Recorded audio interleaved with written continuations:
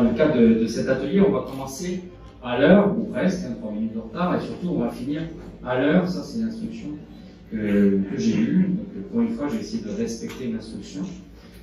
François-Michel Lambert, je suis député depuis 2012 dans la 10e circonscription des Bouches-du-Rhône, c'est celle qui fait la jonction entre Aix-en-Provence et Marseille, une circonscription à enjeu, une usine d'alumine pour rouge, une centrale à charbon, et c'est la patrie de la chasse à la mue. Ça occupe.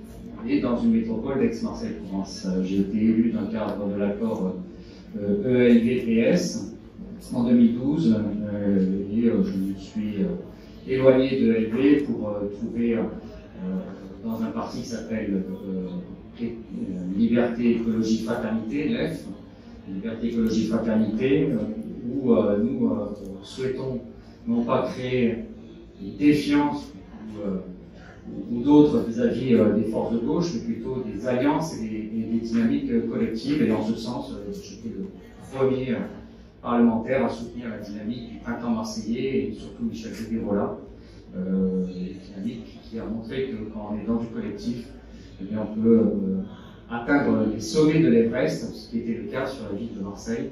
C'était inespéré.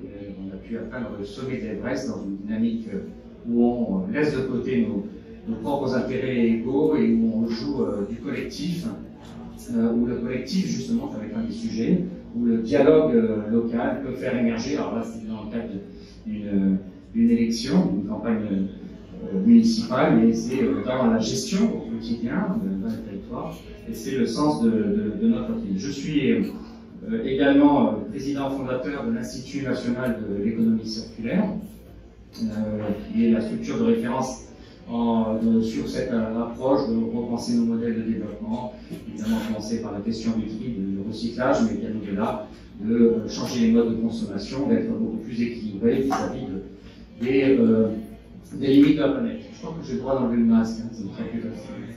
Je te remercie. Et en plus, je me suis rasé ce matin, donc l'Institut national de l'économie circulaire travaille avec beaucoup de collectivités et ça a été une belle rencontre il y a quelques temps déjà, Nicolas, lorsque tu présidais la région Haute-Normandie. Avec Marseille, on ne savait pas faire la différence. Aujourd'hui, il n'y a plus de différence, grâce d'ailleurs à une volonté politique, je rappelle, sous François Hollande, d'aller de l'avant sur les questions des territoires. Donc nous sommes sur, Sophie n'est toujours pas arrivée, nous sommes sur l'atelier comment accélérer la transition écologique et le dialogue environnemental par les territoires. Cet atelier, vas-y Sophie, hop, voilà. Excusez-moi. Donc nous aurons Nicolas Maillère-Rossignol qui est donc le nouveau maire de Rouen. Nous aurons Claire Fita, conseillère régionale d'Occitanie, conseillère municipale de Groslay et secrétaire national du PS. Tristan Fauveau, premier vice-président du think tank L'Épéry, vice-président de Brest Métropole, nouvellement élu, c'est ça, Tristan? Et puis Sophie Taillé-Poléan, sénatrice du Val-de-Marne, coordinatrice nationale de Génération. Je pense que j'ai fait aucune faute dans les présentations. Et nous allons donc échanger sur ces points, sur comment, à partir des territoires, nous pouvons accélérer cette transition écologique, mais à travers des outils de dialogue, des outils modernes à mettre en place. C'est un peu l'introduction que j'en ai faite. Donc, nous avions prévu de commencer par Tristan, par rapport à un travail déjà ancien. Tu vas présenter les pays et notamment une tribune que vous étiez très nombreux à signer.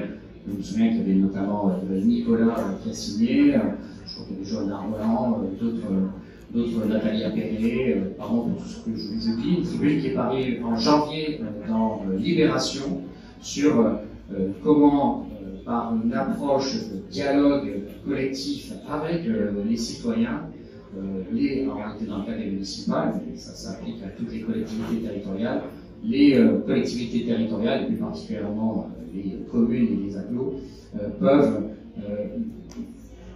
accélérer la mise en œuvre de cette indispensable transition écologique. Donc, Tristan, à toi. Je vais enlever le masque également. Je ne me suis pas rasé ce matin, par contre. Vous m'en voudrez pas. Oui, donc Tristan Fauveau, effectivement, je suis vice-président de Brest Métropole. J'ai en charge la question de la gestion durable des déchets et puis de l'énergie.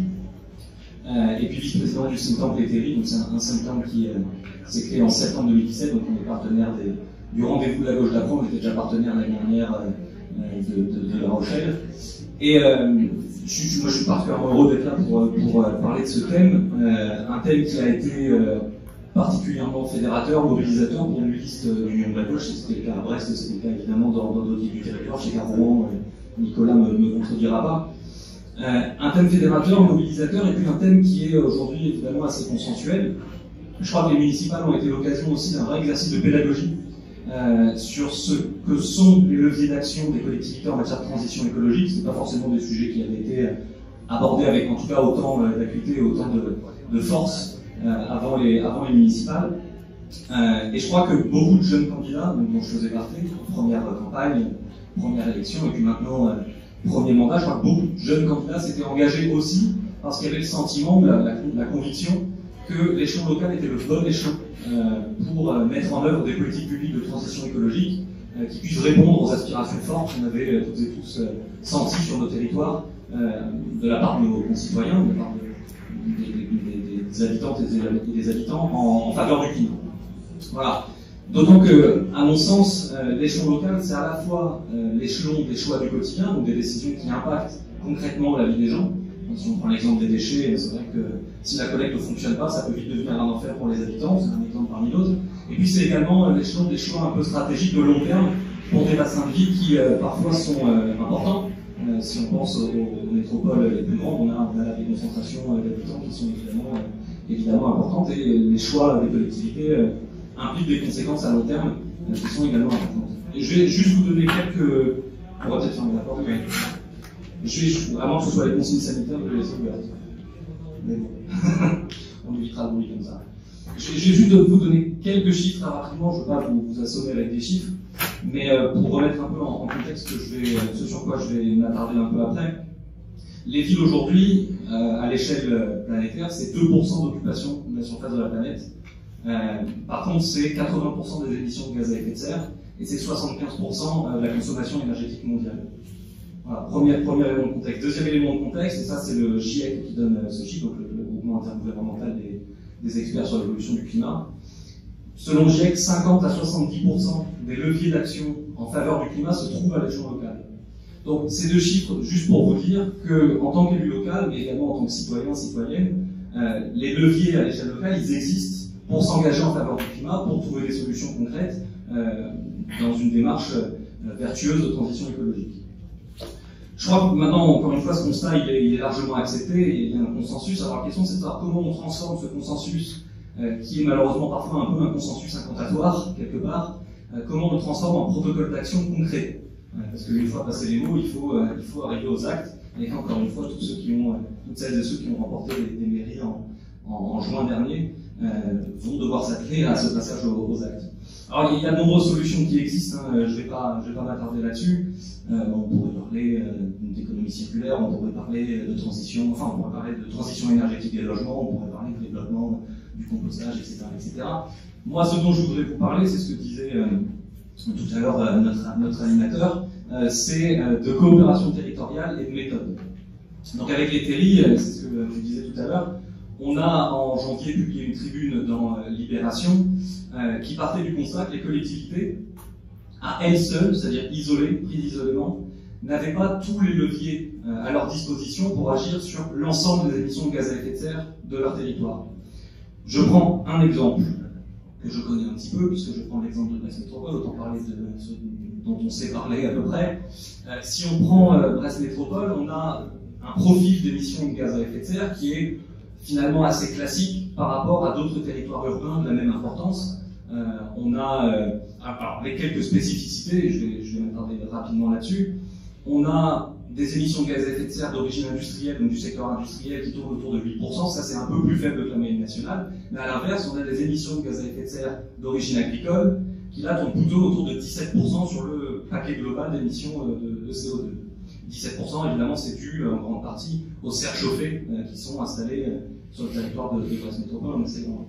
Et puis troisième pôle d'émissions de gaz à effet de serre d'importance, le secteur des transports, ça pour le coup c'est assez classique, j'imagine qu'à Rouen c'est également le cas, ça représente environ 30% des émissions de gaz à effet de serre. Donc tout ça mis bout à bout, vous vous rendez bien compte qu'il y a plus de la moitié finalement des émissions de gaz à effet de serre à Brest Métropole qui échappent totalement ou presque totalement à l'action en tout cas directe de la collectivité.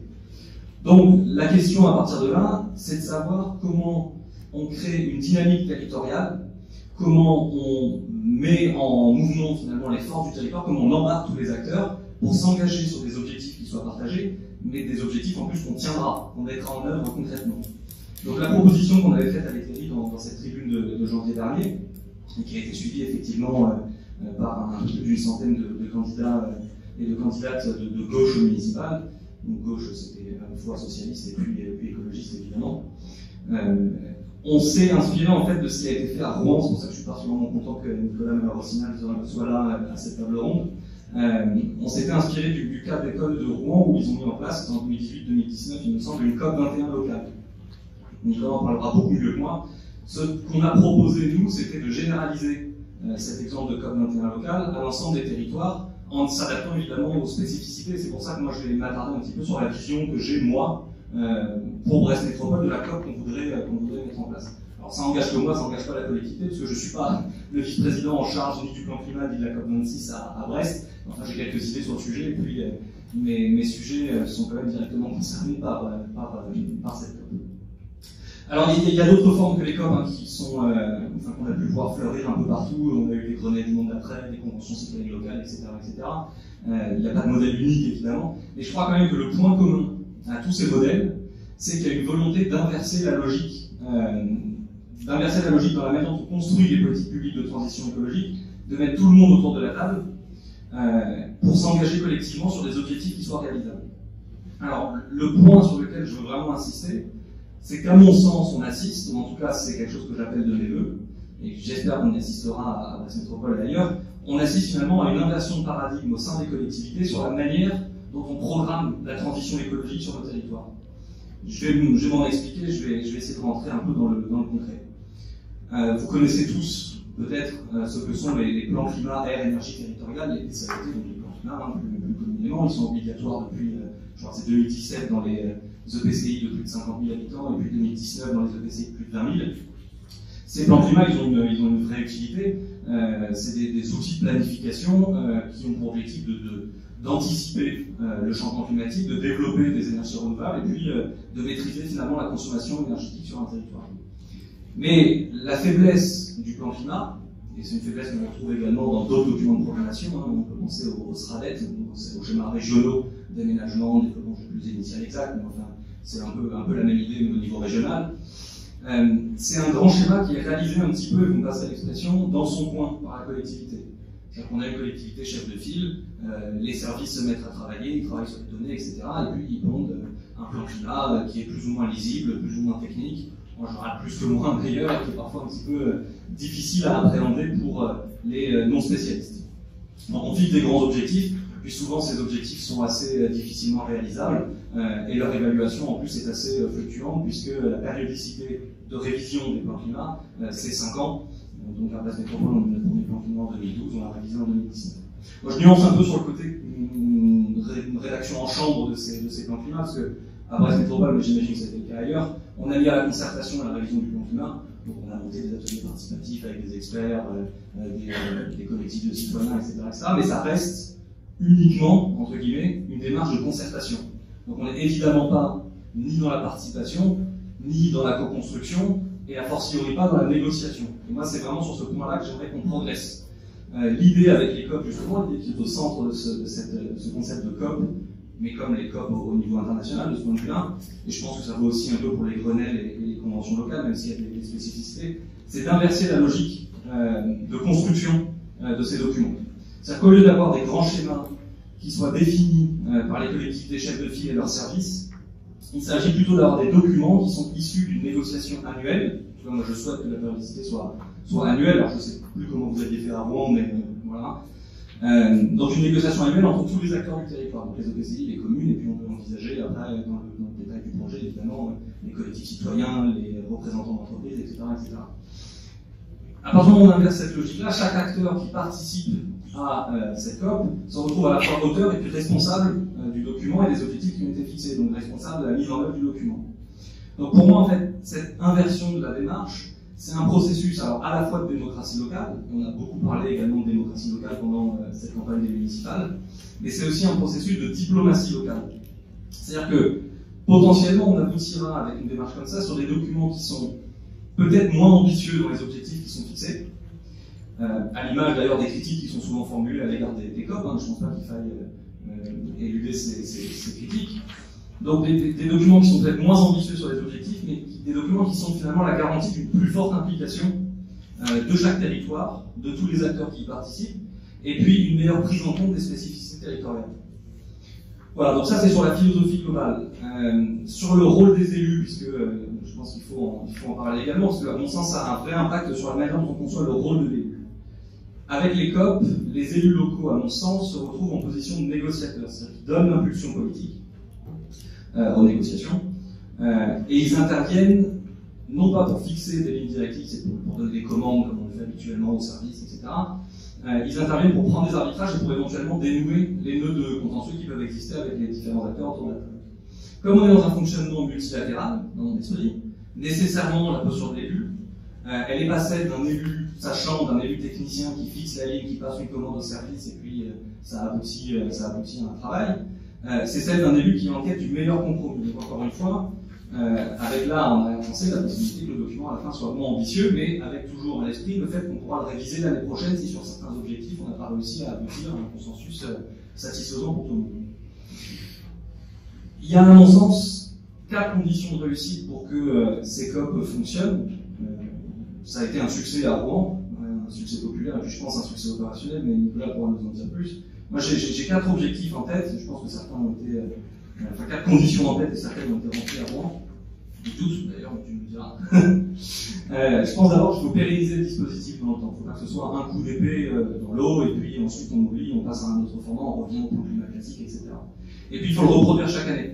C'est-à-dire que chaque édition permet de revenir sur les points de négociation précis qui n'ont peut-être pas été abordés ou pas suffisamment abordés sur l'édition précédente.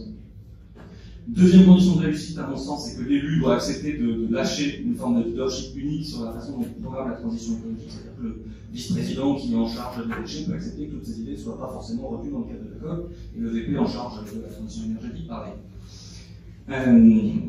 Ils abandonnent ce leadership unique pour construire du consensus.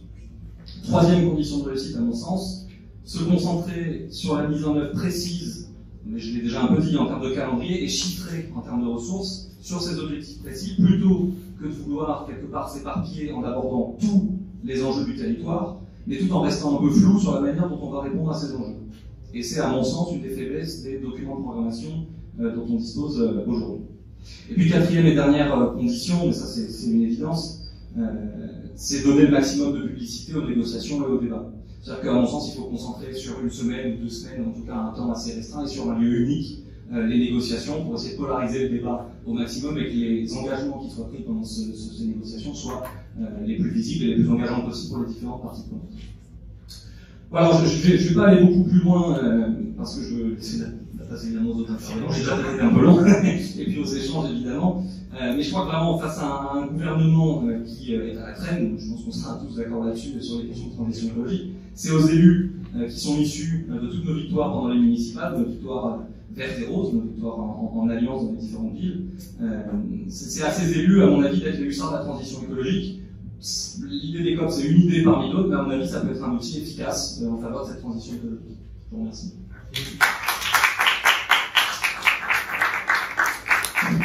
Merci Tristan de faire un deuxième tour. Donc on va passer à un territoire un peu plus rural, Groslay, avec Claire Pita, qui va nous présenter ce territoire qui a été dans une actualité.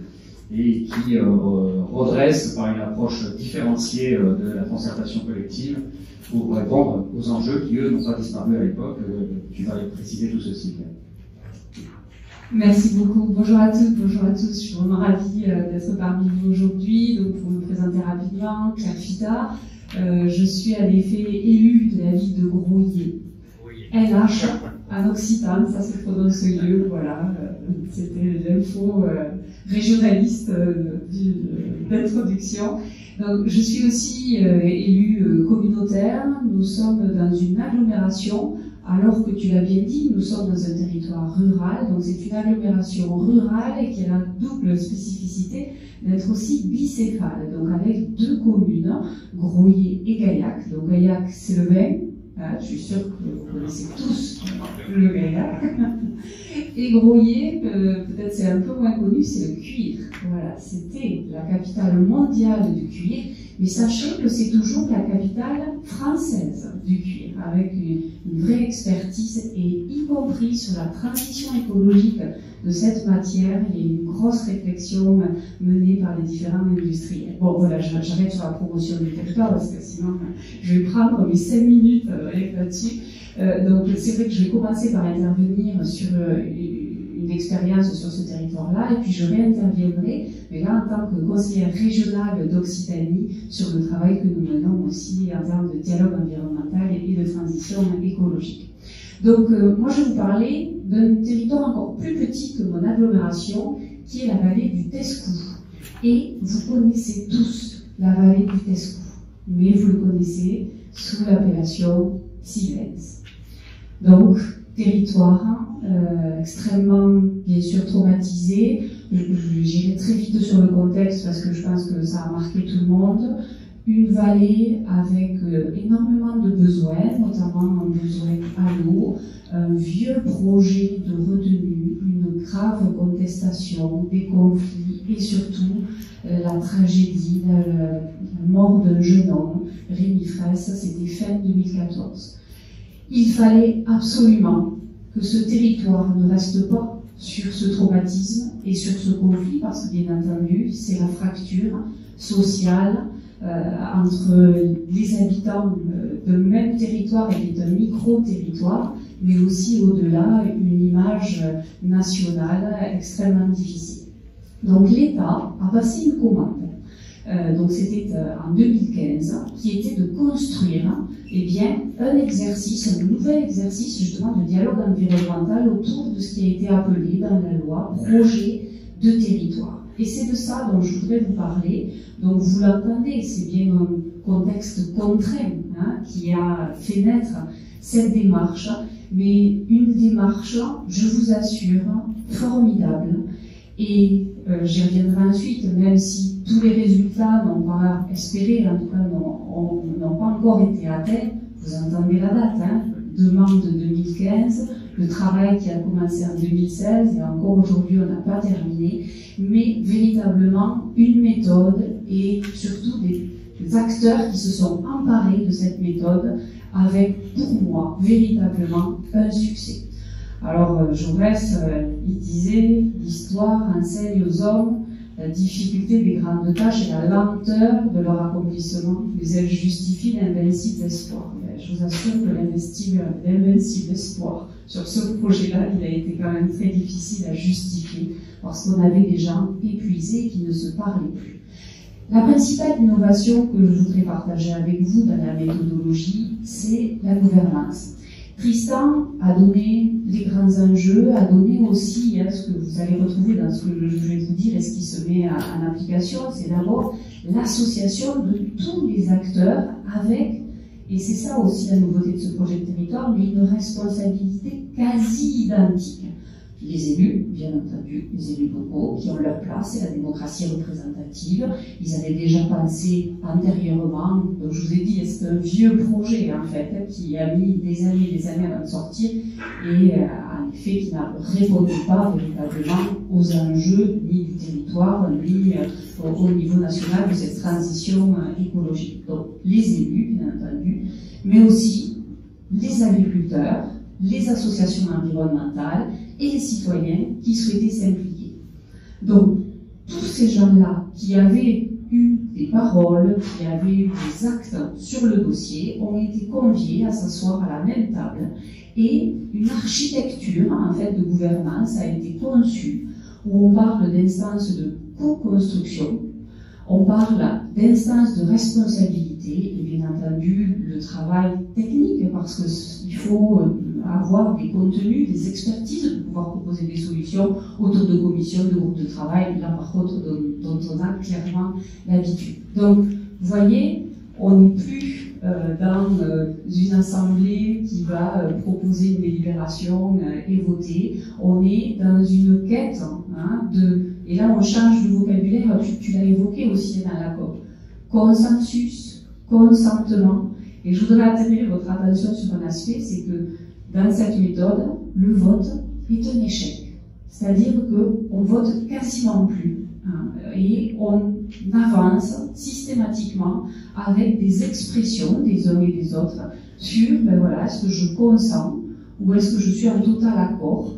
Et pour l'instant, nous n'avons pas eu besoin de voter. Alors, surtout parce que parmi les résultats que je voudrais évoquer avec vous, il y a bien entendu le fait que les gens se parlent alors qu'ils ne se parlaient plus.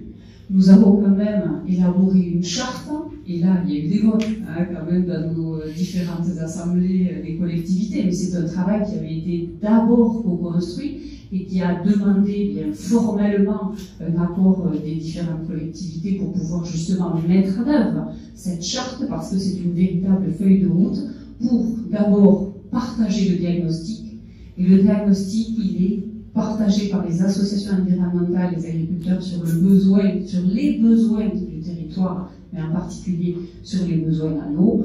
Et là où je ne vais pas vous étonner, on est encore en travail sur le choix de l'outil qui va pouvoir répondre aux besoins. Mais quand on a travaillé sur déjà un diagnostic partagé, le chemin à parcourir, j'en suis convaincue, c'est voilà, le plus gros a été fait et on est maintenant sur un accompagnement nécessaire très technique qui doit se faire. Et la dernière chose pour conclure, pour attirer aussi votre attention sur cette nouvelle méthodologie, c'est que les débats, ils ont toujours été confidentiels.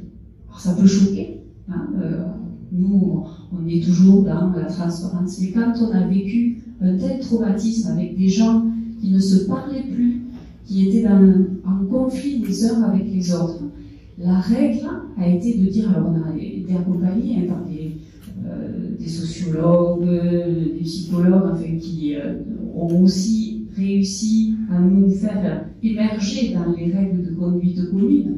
Et donc nous avons tous décidé de tenir nos débats confidentiels, donc de ne pas instrumentaliser les oppositions que nous pouvions avoir dans le cadre de nos débats, mais par contre, bien entendu, une fois que la position collective était arrêtée, là, il faut la transparence. Je ne veux pas vous dire que dans la vallée du Tescou, tout est secret, c'est pas du tout ça. Mais voilà, le vote est un échec.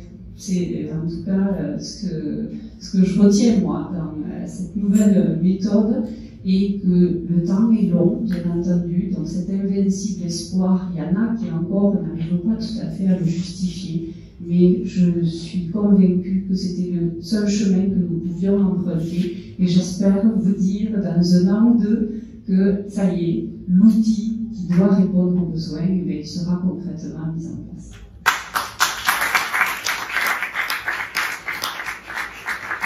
Merci Claire.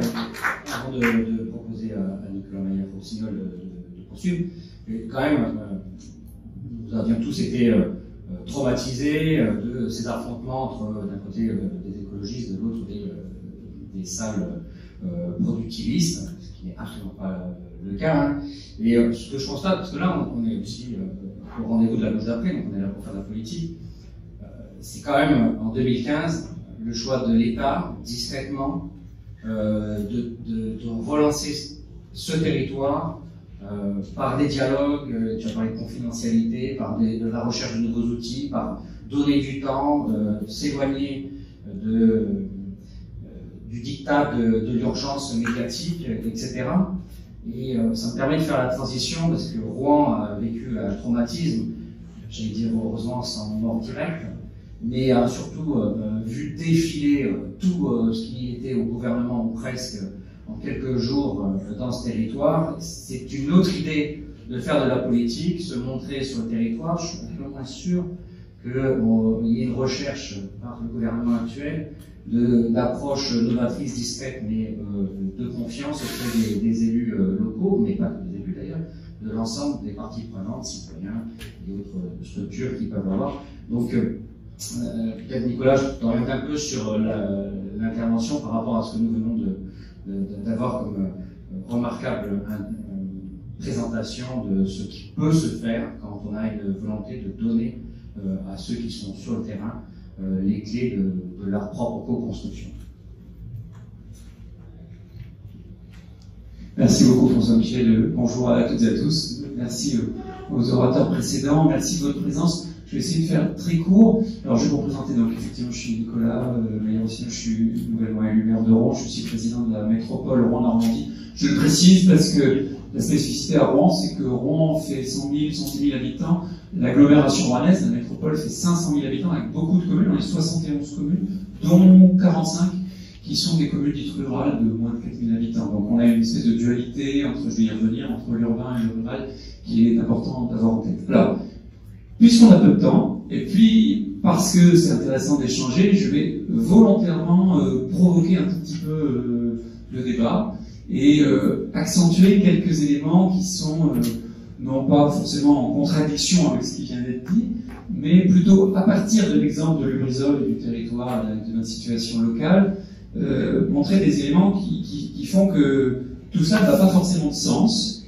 ça ne coule pas de source, et qu'il y a des éléments de tension, de rapport de force, politique, civil, citoyen, dans toute cette histoire. Puisque finalement, la question, pour comment accélérer la transition écologique, le dialogue, par les territoires. Déjà, il n'est pas évident pour tous nos concitoyens qu'il faille accélérer la transition écologique. Ou pour le dire d'une façon différente, bien sûr, vous pouvez penser à des réactionnaires ou à des négationnistes de l'écologie, l'expression très mal choisie, mais je vais plus loin en termes sociologiques. La compréhension, l'intuition, la prégnance de cet enjeu-là est totalement hétérogène. On a tous fait des campagnes municipales avec la réunion publique. Il y a des quartiers, je veux dire, chez moi, Lubrizol, tous les médias, les gouvernements, les ministres, etc. Dans certains quartiers, les gens sont debout en hurlant, Lubrizol, c'est un scandale, etc. Dans d'autres quartiers, les gens vous regardent comme ça, en disant, bon, les bobos socialistes, c'est sympa, mais moi je voudrais un emploi, un logement, et puis si vous pouviez, alors je caricature évidemment, mais néanmoins c'est quand même pour vous montrer à partir de cet exemple concret que le sujet ne va pas de soi et en tout cas est diversement interprété par tout le monde. Le deuxième point qu'il faut, je pense, avoir en tête, c'est que accélérer la transition écologique se justifie aussi, et c'est un élément, je pense, nouveau dans notre champ politique, par une urgence que constatent les scientifiques, mais qui a aussi des conséquences politiques. Les mouvements Extinction-Rébellion, les sondages qui montrent que chez certains jeunes, on a des jeunes qui aujourd'hui disent, en tout cas dans les sondages, que peut-être il faudrait un gouvernement encore plus autoritaire pour imposer un certain nombre de contraintes, parce que sinon on va vraiment dans le mur et que c'est trop tard sinon. Et donc il y a une tension entre l'écologie et la démocratie, si je résume un peu rapidement ce que je viens de dire. Et puis il y a un troisième élément qui peut être conjoncturel, encore que, on verra, c'est que depuis mars, il s'est passé un tout petit truc qui s'appelle le coronavirus. Et depuis cette affaire-là, regardez comment dans le champ politique, la question écologique est prise. Est-ce que rien n'a changé? C'est-à-dire, est-ce que la conscience de l'urgence est exactement la même qu'avant le coronavirus? Si je prends mon exemple, c'est-à-dire celui du territoire de Rouen avec Lubrizol, qui, vous pouvez tous l'imaginer, même si vous n'êtes pas tous rouennais, a évidemment marqué la campagne, le contexte politique local, et vous pourrez penser que si avec Lubrizol les gens n'ont pas compris qu'il fallait s'inscrire dans la transition écologique à Rouen, c'est que vraiment, et pourtant, avec d'autres urgences, et en particulier les conséquences économiques et sociales d'une pandémie, eh bien, une partie de la population, et je ne la blâme pas, j'essaie juste de décrire une situation que nous, politiques, nous militants, nous élus, nous devons appréhender, eh bien, une partie de la population, là encore, me dit, attendez, l'urgence d'abord là, elle est sanitaire, un peu comme si la Terre avait arrêté de se réchauffer parce qu'il y avait un virus, quoi. Et donc, dans le champ de force qui conditionne notre débat politique, qu'il soit local ou national, les choses, on imaginerait très bien Sarkozy, président aujourd'hui, dire l'environnement, ça commence à bien faire, maintenant c'est l'emploi. Et d'ailleurs, sans être polémique, j'ai lu quelques articles sur l'intervention du Premier ministre en MEDEF, où visiblement, d'écologie, il a été assez peu question, pour le dire en Quai d'Orsay, troisième langue. Donc, vous voyez ce que je veux dire, ça ne va absolument pas de soi. Ensuite, ce qui a été dit, et je fais un peu exprès, parce que je partage complètement ce qui a été dit sur la nécessité du consensus, sur la perte de leadership et l'abandon volontaire de leadership pour créer des compromis, l'intérêt de se parler dans des cadres confidentiels, apaisés, je partage totalement. Mais, encore une fois, je suis volontairement provocateur. Prenons garde nous-mêmes, c'est pas du tout ce qui a été dit, à ne pas être naïfs, parce qu'il y a aussi ce qu'on appelle du greenwashing, il y a aussi de lobby, il y a aussi tout simplement des avantages acquis, et il y a aussi des effets d'inertie. Si je prends le territoire de Rouen, Lubrizol est là depuis 1956. Moi, je suis né en 1977. Quand je parle au patron de Lubrizol, il me le dit aimablement ou il me le fait sentir. Mais il me dit, c'est pas nous qui sommes arrivés après, c'est pas l'usine qui s'est rapprochée des populations, c'est vous qui avez étendu l'urbanisme jusque vers les usines. Et objectivement, il a raison. Ça ne veut pas dire qu'il a raison sur tout, mais sur ce strict point-là, il a raison. D'autres éléments plus prosaïques, plus généraux, interviennent dans le débat. Ça crée des emplois, c'est le chantage à l'emploi. Bon, certains diront que le mot chantage est trop fort, mais c'est très intéressant en termes de marqueurs sociologiques. Quand vous vous rapprochez de l'usine, vous pourriez vous dire, plus je me rapproche de l'usine, plus il y a de nuisances, plus il y a du bruit, plus il y a des odeurs, plus il y a des accidents potentiels, etc. Et pourtant, en général, pas toujours, mais en général, en particulier dans les catégories populaires, et je rappelle que le Parti Socialiste est aussi un parti ouvrier, eh bien, vous avez des populations les plus proches des usines qui sont les plus, comment dire, y compris affectivement liées à l'activité industrielle. Je vais vous donner un exemple qui n'est pas le Lubrizol, mais qui est une autre meurtrissure de notre territoire qui s'appelait Petroplus. Vous vous souvenez de cette raffinerie peut-être en 2012-2013 au moment de la campagne présidentielle qui a fermé ensuite, comme d'autres sites industriels, c'est le cas de toute la vallée de la Seine, mais encore d'autres du côté du Havre, et d'autres ont fermé ailleurs. Les ouvriers de Petroplus appelaient l'usine leur mémé. C'était leur mémé. Ce que je veux dire par là, c'est que même si vous pouvez avoir, et évidemment que la qualité de l'air, elle s'est améliorée à Rouen depuis que la raffinerie est fermée. Évidemment qu'elle s'est améliorée. Mais la difficulté pour les élus locaux, c'est de conjuguer cet enjeu global à travers une action locale. Tout cela est très philosophique et en même temps très opérationnel, tout en, ça dit, croisant au franc prix, le technicien, l'agent de maîtrise, le cadre de l'usine Petroplus ou de Lubrizol, qui dans le premier cas a fait une dépression parce qu'il a été licencié, je suis désolé, je parle crûment, mais c'est la réalité du territoire, et dans l'autre cas, vit comme une humiliation le fait que tout Rouen traite les ouvriers, le salarié de Lubrizol côté moins que rien, parce qu'ils n'ont rien fait pour la sécurité, alors que vu de l'intérieur, les techniciens et les ouvriers sont extrêmement fiers, peut-être pour de bonnes raisons aussi, de tout le travail qu'ils ont mené des années et des années durant sur la qualité, sur la sécurité, sur la sûreté. Donc, je voulais juste, mais c'est simplement pour, pas polémiquer, mais pour provoquer le débat, simplement accentuer sur le fait que ça ne va pas de soi. Alors, pour résumer, parce que je ne veux pas être trop long, qu'est-ce qu'on peut faire, nous, quand je dis nous, c'est pas simplement les élus en responsabilité, ce sont aussi les citoyens. Pour moi, il y a 3 mots-clés. Évidemment, c'est trop réducteur ce que je vais dire. Il y a d'abord l'impulsion et la vision. Et même si le leadership se partage, la vision doit quand même être, je crois, incarnée et exprimée. Elle peut l'être collectivement. Mais il faut quand même de la force dans son expression. Ce que j'appelle vision, c'est où on veut aller, dire où on veut aller sur un territoire. Je vais prendre l'exemple du mien, mais je pense que c'est la même chose dans beaucoup d'autres territoires. Une vallée industrielle qui s'est construite, comme toute la vallée de la Seine, sur l'industrie de l'après-guerre et la reconstruction de la France. Dans 30 ans, c'est un territoire où il n'y a plus d'usine. C'est Bruges-Nice, c'est une ville de musée. C'est une ville touristique, de services. C'est une ville où, en gros, on a une séparation géographique des sociologies, des populations, où l'hypercentre est devenu inaccessible pour des raisons d'expulsion du foncier.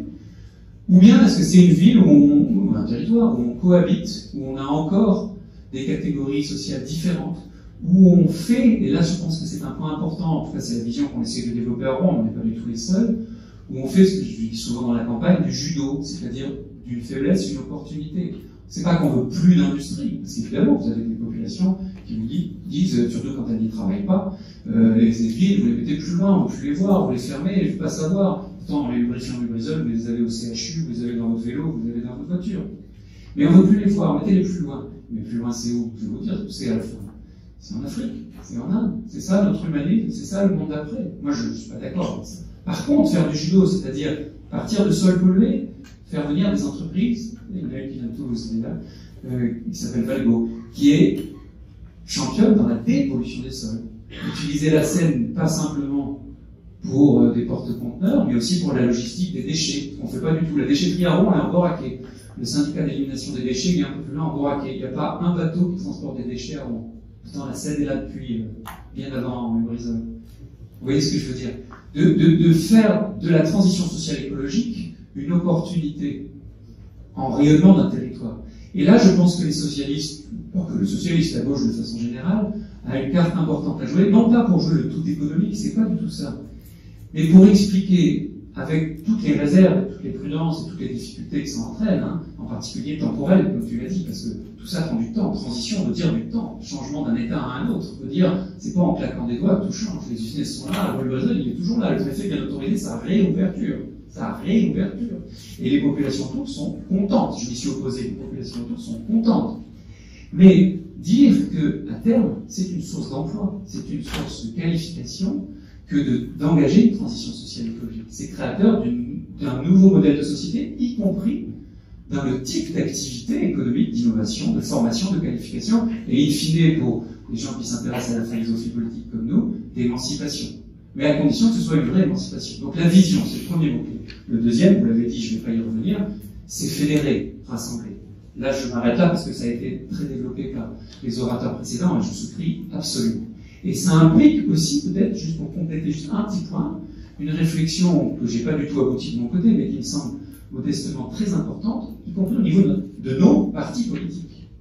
Parce que ça implique, comme tu l'as dit, un changement dans l'attitude de l'élu local, mais ça implique, je pense aussi, cette capacité à fédérer, un autre rapport, peut-être qu'on avait un peu oublié, je peux le dire aussi au PS, et j'en prends ma part, hein, aux citoyens, à la société civile, comment on dialogue avec des acteurs, des syndicats, des entrepreneurs, des artistes, des chercheurs, au quotidien, dans le fonctionnement même de notre parti. Je pense que c'est un élément aussi qu'il faut avoir dans la réflexion.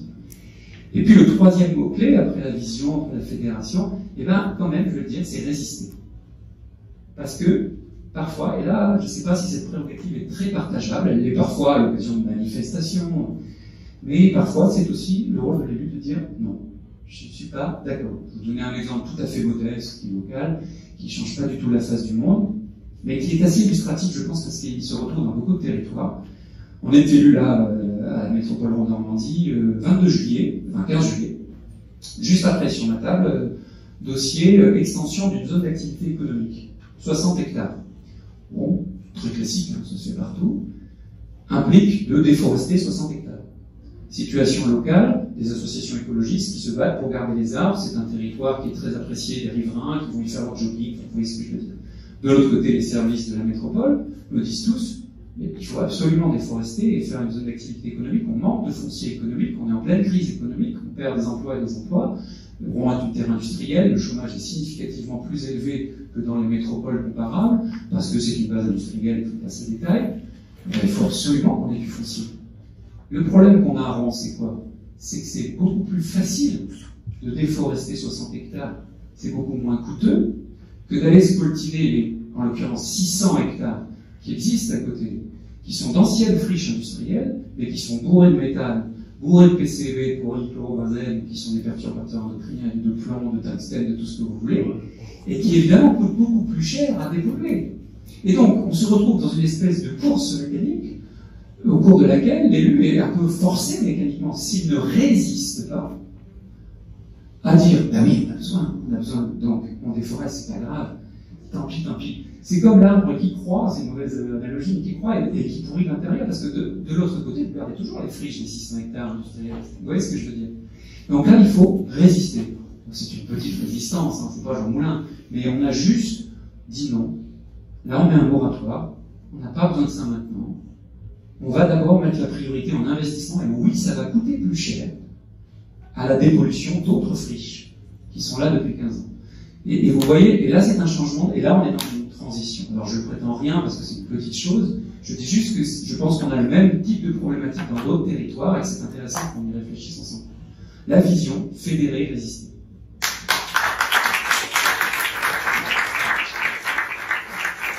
Merci Nicolas, on va proposer à Sophie d'intervenir. Je ne peux m'empêcher de rebondir par rapport à mon propre territoire, Gardanne, une usine dite des Boues Rouges, qui depuis aujourd'hui est totalement dans les clous en termes de rejet en mer.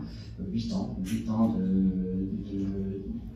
et il y avait un grand manque dans notre dialogue, c'était justement l'absence de dialogue. Il y avait la certitude de certains qui forcément sont des salauds pollueurs, et d'autres qui se remettaient comme un Bernard l'ermite dans leur coquille, à essayer de tenir tant bien que mal, les médias qui évidemment avaient fait le choix d'un camp, ce qui compliquait les choses, et laisser les élus peu engagés, l'État qui a tenté un outil, et c'est quand la Commission nationale des débats publics a nommé un médiateur pendant une année que nous avons pu enfin commencer à avancer sur un dialogue partagé avec toutes les parties prenantes. Aujourd'hui, il y a encore quelques-uns qui critiquent, mais la très grande majorité de toutes les parties prenantes se satisfont de ce qui s'est passé. Parce que la fermeture d'Agrilo, comme tu l'as dit, comme ils sont les seuls au monde à faire de l'alumine, c'est qui est dans vos téléphones, etc., eh bien ça sera en Turquie, au large de la Guinée, et donc la pollution, elle sera bien pire que ce temps qu'il nous a fallu pour maîtriser. Et je rebondis parce que le territoire dont je suis député est particulier, on a une centrale à fermer, une centrale à charbon, mais il reste une biomasse qui pose énormément de questions, 30% de rendement énergétique, tout le bois disponible de la frontière espagnole à la frontière italienne sera brûlé là-dedans. L'État a créé une hyper-verticalité, a squeezé tout débat, 80 hectares de foncier pour 150 emplois, à 5 minutes du cœur d'Aix-en-Provence, 20 de Marseille, si certains voient ce que ça veut dire. Et moi, je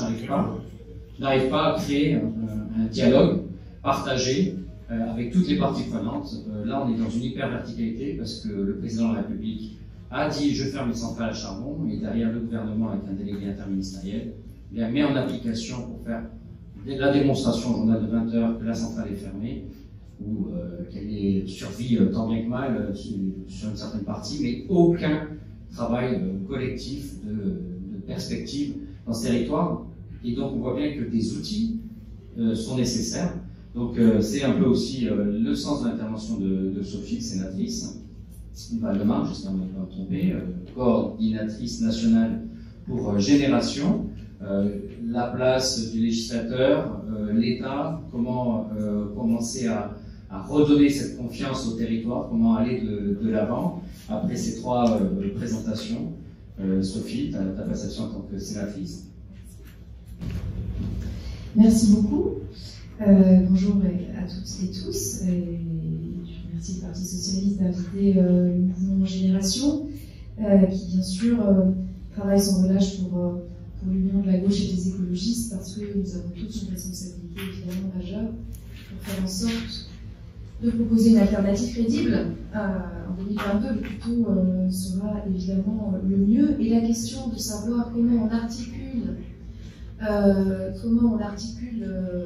la démocratie environnementale et la démocratie tout court en fait, et la transition écologique est évidemment majeure, et le rôle des territoires là-dedans est évidemment majeur, parce que les gens aujourd'hui, vu la distanciation qu'il y a avec les grandes idées et c'est bien plus facile de les faire agir sur leur territoire.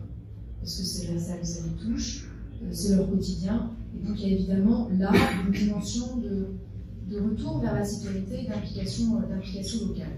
Alors moi aussi j'ai eu envie de réinterroger le titre. Parce que les territoires peuvent-ils contribuer à renouveler le dialogue environnemental et devenir des accélérateurs de la transition énergétique? Moi je trouve que les territoires ne peuvent devenir des accélérateurs de la transition écologique que sur la base d'une mobilisation des citoyens. Parce que finalement, on le voit bien, tant de fois les choses sont faites de manière, comme disait notre animateur, verticale. Et qu'on en arrive à une situation où il n'y a pas de co-construction, il n'y a pas eu de dialogue préalable. Donc on se retrouve en opposition les uns contre les autres, et puis il n'y a pas de sortie possible en réalité. Et on est en fait dans un moment où tout est enquisté et où voilà, c'est la crise et on en sort le moins mal possible. Et on n'en sort jamais bien. Donc évidemment que la transition écologique, si on veut qu'elle se fasse, et si on veut qu'elle se fasse bien, il faut qu'elle se fasse avec les gens. Et avec les gens, et ça veut dire pas seulement avec les militants écologistes déjà très investis, parce que souvent dans les territoires ils sont déjà très investis, et ils utilisent, et ils ont raison, tous les moyens à leur disposition pour faire valoir leur point de vue. Mais c'est avec l'ensemble de la population qu'on doit faire en sorte que cette transition écologique, elle émerge. Parce que sinon, elle ne se fera pas. Je pense qu'elle ne se fera pas, ou pas assez vite. Et on sait, la situation est critique, ça a été rappelé, il faut agir fort, il faut agir radical, il faut agir maintenant. Et d'ailleurs, la récente expérience de la Convention citoyenne pour le climat, c'était Cyril Dion, je crois, qui disait ça. Il disait, vous faites rentrer des gens dans une convention citoyenne qui sont très représentatives de la population française, dans toute sa diversité sociologique et aussi de conviction, et vous posez les choses sur la table, les faits, les données, et il en ressort les propositions qui sont très radicales. Alors peut-être qu'il y en a 2-3 qui ont été sorties par la Convention, mais globalement, quand on voit cela, quand on voit les propositions qui sortent de la Convention citoyenne, c'était pas écrit d'avance, elles sont radicales. Et c'est la raison pour laquelle, d'ailleurs, le président de la République fait semblant de les reprendre, mais en retire déjà 3, et puis après, va nous noyer, et nous noie déjà pour les mettre en œuvre, parce qu'on a été nombreux et nombreuses à l'Assemblée nationale, au Sénat, notamment dans des plans de relance, pour dire, alors, Convention citoyenne, ça, paf, amendement, tac, tac, tac. Évidemment, ça n'a jamais été repris.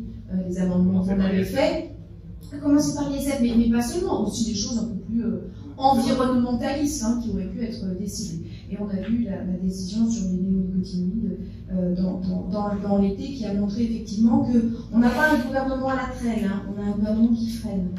Je pense qu'on peut le dire. Même si il va chercher à se faire un petit peu la main verte. Mais surtout, ce qu'on observe depuis la rentrée, c'est surtout cette volonté de diaboliser l'écologie et les écologistes. Et cela, je crois, est une donnée aussi de politique. Il ne faut pas que les écologistes se sentent, je dirais, un peu dans cette vision, est-ce qu'on se laisse cornériser avec des discours qui soient pas entendus, qu'on se laisse avoir dans cette caractérisation. On est en capacité aujourd'hui de faire des propositions construites et concrètes. Quand je dis nous les écologistes, parce que vous savez, Génération, c'est le mouvement qui est créé par Benoît Hamon, donc en fait, cette campagne 2017, qui était la nôtre, je sais tout d'ailleurs, elle était une hybridation du social et de l'écologie. Et donc, nous, on se considère à la fois comme des écologistes et à la fois comme la gauche. Et voilà, donc, toutes ces divisions, il faut les faire tomber, parce que ce qu'on doit réécrire, c'est effectivement ce nouveau projet complètement hybride. Donc, les territoires, pour devenir des accélérateurs, ils doivent réinventer la dimension participative. Et d'ailleurs, il n'y a pas de transition sans local, il n'y a pas d'écologie sans local, quand c'est global, agir local, enfin, tout part... Et dans les projets écologiques, c'est toujours, il faut rapprocher rapprocher de l'humain en termes de dimensionnement, rapprocher des vrais besoins et rapprocher géographiquement. Donc il n'y a que le rapprochement. Donc c'est forcément à l'échelle du territoire ou des territoires que l'environnement se joue. Alors l'État a un rôle, bien entendu, il a un rôle majeur. Mais, d'ailleurs la Charte de l'environnement le dit, il a un droit à une démocratie environnementale. Et ça c'est extrêmement important. Démocratie environnementale, ça veut dire quoi? Aujourd'hui on a un État qui donne des droits d'information, des droits d'expression, des droits de contrôle. Mais ces droits sont en recul. Hein, on l'a vu avec et d'ailleurs c'est comme pour les libertés publiques. Hein. Plus ça va, plus on augmente la capacité des préfets à décider tout seuls, au cas par cas, de ce qu'il convient de faire. Et donc évidemment, on en arrive à une situation où des décisions néfastes sont prises. Donc augmentation des droits des préfets, recul des capacités à imposer des études d'impact faites par des autorités environnementales indépendantes. Voilà, le cas où l'étude d'impact est obligatoire est plutôt en recul. Donc on est dans une situation où on est face à ces reculs qui, c'était des maigres outils pour les militants écologistes, que je tiens à remercier, les militants écologistes qui nous ont bousculés parfois. Moi j'étais socialiste il y a quelques années encore, qui nous ont bousculés parfois, mais qui ont été heureusement là, présents, pour gagner la bataille culturelle qu'on est en train de remporter, et là tous ensemble maintenant. Mais il s'agit quand même de le dire, ils ont été pénibles. Hein. Mais c'était mieux qu'ils soient là. Et ils ont usé de tous ces droits, de dire attention, l'étude d'impact dit que tribunal, mais c'est insuffisant, parce que ce côté procédurier, on utilise juridique, on met tout le monde, le maire, le machin, le truc, dans le tribunal, ça bloque tout, et on l'a. Je sais que moi aussi, hein, je suis pas hyper consensuelle tout le temps, parce que mais si ça n'avait pas été là, n'empêche qu'on n'en serait pas aujourd'hui, maintenant, à la prise de conscience dans laquelle on est. Mais il est vrai aussi, parce que c'était des armes qu'ils avaient à leur disposition. Et donc les armes, pour faire la transition écologique, elles doivent évoluer. Ça ne doit plus être des armes contre des projets déjà ficelés, qui tombent dans. Alors certes, on a droit à une étude d'impact et à essayer de trouver dedans ce qui fait que. Certes, on a droit à une concertation, mais le projet est déjà ficelé. Non. Il faut qu'on promeuve le fait que les choses soient co-construites. Co-construites avec les gens qui sont, comment dirais-je, concernés. À différents niveaux, tant au niveau de l'emploi qu'au niveau de leur environnement propre, hein, pour éviter le phénomène not in my backyard, juste ceux que ça touche en fait individuellement qui se mobilisent, parce qu'on a bien vu aussi cette question de comment faire en sorte que la participation citoyenne ne soit pas non plus privatisée par un certain nombre de gens qui ont un intérêt personnel. Donc il faut co-construire, et co-construire avec tous, les militants environnementaux, les élus, les simples citoyens dont le quotidien va être touché, mais aussi les syndicats, mais aussi, voilà, qui eux sont en train aussi d'opérer leur mieux. Quand on voit la CGT qui travaille avec le WWF ou la CFDT avec on se dit, voilà, ça y est, on y est. Ça commence, parce que cette bataille culturelle-là, on est en train de la gagner, et qu'on ne peut plus concevoir un développement économique qui s'oppose aux enjeux environnementaux. Et si on continue à le vivre comme ça, nous, militants qui voulons une alternative au système actuel, eh ben, on ne pourra pas avancer. Parce que, en réalité, l'un ne peut plus aller sans l'autre. Voilà. Sinon, on va dans le mur. Donc, est-ce que, par contre, on peut se dire, on va réussir au consensus? Permettez-moi de le dire, je ne le crois pas. Parce que je pense qu'il y a des moments où on va se heurter à des intérêts divergents. L'intérêt collectif, l'intérêt général et l'intérêt des lobbies. Et je vous le dis, aujourd'hui, on a un État qui confond très largement, et de plus en plus souvent, l'intérêt général et l'intérêt à courte vue. Pourquoi? Parce qu'on a un État qui a des hauts fonctionnaires qui font yo-yo entre le privé et le public.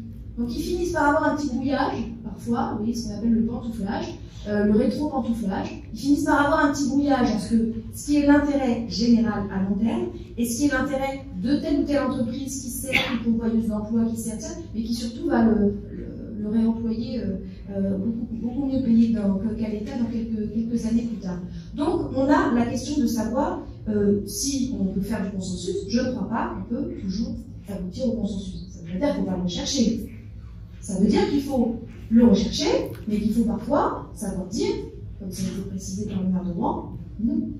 Non. Voilà.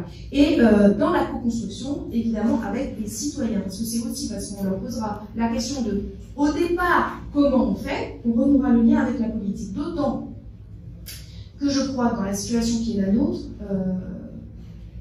on a face à nous, ce que je disais, un État qui est quand même dans une situation, d'abord il a été vraiment très abîmé par ces 20-30 dernières années, depuis Sarkozy et RGPP, et puis là, les derniers temps, c'était vraiment une catastrophe.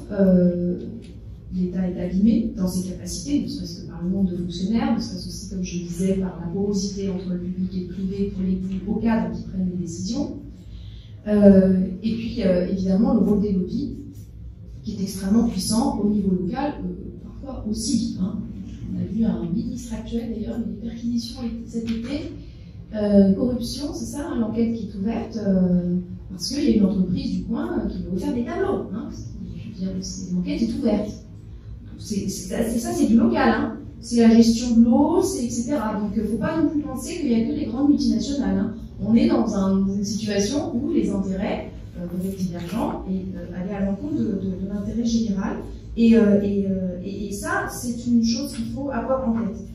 Mais dans la situation qui est la nôtre, moi, je voudrais m'adresser à la fois aux élus pour leur dire qu'il est de votre responsabilité d'aller voir les gens et de commencer. C'est pas quand la ZAC est ficelée qu'on fait l'enquête, en fait. C'est trop tard. Et on sait tous, on a tous expérimenté. Alors, on pense qu'on a raison, hein, parce qu'on a beaucoup travaillé. Quand on va voir les gens, on se rend compte que c'est la cata. Donc il faut qu'on construise avant. Est-ce que l'État peut imposer de construire? C'est une question que je me pose. Vous savez, c'est ce qu'on a essayé de faire avec les lois sur la politique de la ville. On a dit, il faut mettre des conseils de quartier. Oh, je ne sais plus quel est leur titre, là ça m'a échappé, j'ai recherché, mais il y a des choses imposées par la loi pour faire en sorte que les projets politiques de la ville soient faits avec les habitants. Ça marche plus ou moins bien, vous avez le nom en tête, hein. Ça marche plus ou moins bien. Oui, c'est ça, c'est obligatoire. Et ça marche pas toujours. Pourquoi? Parce qu'il faut une volonté politique pour l'animer local. Et il faut une volonté politique locale. Donc quand les villes sont dirigées par des écologistes, par des socialistes, par des communistes, on a le sentiment que les choses ont évolué pour tous, on est tous au même point d'avoir envie d'aller discuter avec les gens concernés. C'est pas forcément le cas pour d'autres situations, donc ça marche plus ou moins bien. Donc nous, en tant que militants, quand on est élu, on a une obligation impérieuse de le faire. Mais quand on n'est pas élu, on a une obligation de le promouvoir et de participer. Vous savez, il y a des comment dirais-je, en philosophie politique, là en ce moment, il y a beaucoup de gens qui disent face à ces États terribles, face à ces multinationales, hein, on se sent un peu dans le désespoir. Qu'est-ce qu'on peut faire? Eh bien, il faut travailler dans les interstices. Les interstices, ça ne veut pas dire aller distribuer seulement des tracts sur le marché en disant voilà, nous le parti machin ou le parti truc. Non, c'est d'aller voir les gens là où il y a des projets, des problématiques, et pas d'aller dire et de faire l'opposant de base, et le maire il a dit ça, je suis pas d'accord. Non, d'aller permettre d'aller participer à l'auto-organisation des gens, humblement. Mais en tant que militant politique, c'est notre tâche, on sait un peu faire peut-être. Mais il faut accepter de ne pas être là pour prendre la parole des gens. Mais vraiment, je pense que c'est notre rôle, à tous et toutes, d'être là quand on n'est pas aux manettes, hein, quand on ne dirige pas, quand on n'est pas élu. On doit être des militants de cette participation citoyenne. Et on doit aider à la faire émerger. Parce que c'est une des conditions essentielles de l'acceptabilité de la transition écologique. Et c'est une des conditions essentielles de la reprise d'une certaine vigueur au plus profond de tous les territoires, de l'acte du fait démocratique, qui est d'abord de se mettre autour d'une table pour échanger sur le fond, et après, il y a consensus. Tant mieux, il n'y a pas de consensus, c'est pas grave. À ce moment-là, il faut créer, je terminerai par là, les conditions démocratiques pour que les choses puissent s'exprimer, peut-être par un vote. La dernière chose que je voulais dire par rapport à l'évolution institutionnelle, on a raté un truc. Il y a beaucoup de projets qui sont très importants pour la transition écologique des territoires et qui se prennent dans les intercommunalités. Et parfois, on le sait, les débats municipaux ne parlent pas de ces projets. Et là, on a une dichotomie majeure entre l'espace démocratique dans lequel on est censé discuter de ce projet, qui n'existe pas, alors que l'espace institutionnel, lui, existe. Et là, on a un défi institutionnel à venir qui est majeur, de ça parce que les questions de transition écologique des territoires, elles ne se font pas souvent, ou pas tout le temps, au niveau dans l'espace d'une commune. Et donc, il y a d'autant plus d'absolue nécessité d'organiser la co-construction avec les habitants que ça dépasse l'espace de la commune, parce qu'il n'y a pas réellement de capacité de débat démocratique dans le territoire en question. Donc la grosse problématique, à mon avis, pour l'avenir de nos institutions. Merci Sophie. Parce que justement, il faut du débat, on ne va pas tout monopoliser, on va échanger avec la salle très rapidement. Juste Claire va préciser maintenant avec sa cassette conseil régional une dynamique autour du Green Deal de la région Occitanie en 3 phrases. Oui, je comprends. Juste quand même dire que l'échelon régional a toute sa pertinence, quels que soient les enjeux, la transition écologique en général, mais aussi la dimension de projet telle qu'évoquée. Et je pense que, alors, en région Occitanie, ça fait partie des choix politiques qu'on a pris dès le début du mandat. La présidente Carole Delga, avec toute sa majorité, s'est énormément investie là-dessus, en ouvrant les interstices, j'aurais envie de dire. Voilà, l'enjeu, ça a été d'ouvrir les interstices. Et donc là, notre actualité, c'est le lancement d'un Green New Deal au niveau de la région Occitanie et une convention citoyenne qui s'ouvre là fin août. Le tirage au sort sera fait. On commence les travaux en septembre et nous nous sommes engagés à ce qu'en octobre, il y ait une votation citoyenne sur l'ensemble des propositions qui émergeront de la convention citoyenne et ensuite en novembre, un vote à l'Assemblée du Conseil régional concernant les choses que nous pouvons mettre en œuvre pour pouvoir passer à l'action. Et les instances de co-construction, nous pouvons collectivement, quelles que soient nos échelles, les créer. La région Occitanie, on a créé un Parlement de la mer, un Parlement de la montagne, des assemblées de territoire, pour justement co-construire l'ensemble de nos politiques régionales. On a commencé par ça, et ensuite on a défini nos politiques régionales. Et il continue, bien entendu, vous pouvez en être sûr, de les alimenter et de les faire évoluer au quotidien.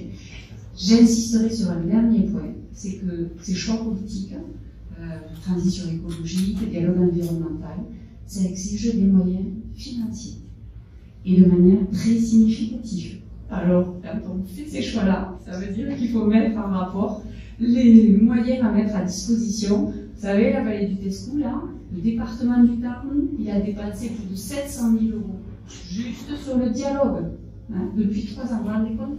Mais c'est indispensable, hein, il n'y a pas de remise en cause là-dessus, mais juste évoquer le fait que ces choix-là, ils doivent être sur la totalité d'un mandat avec tous les moyens qui doivent être mis à disposition de ce grand enjeu qui est celui de la transition écologique avec ce développement. Merci Claire. Tu démontres ce qui est peu visible sur Paris. Et effectivement, c'est un investissement hein, que l'on peut mettre.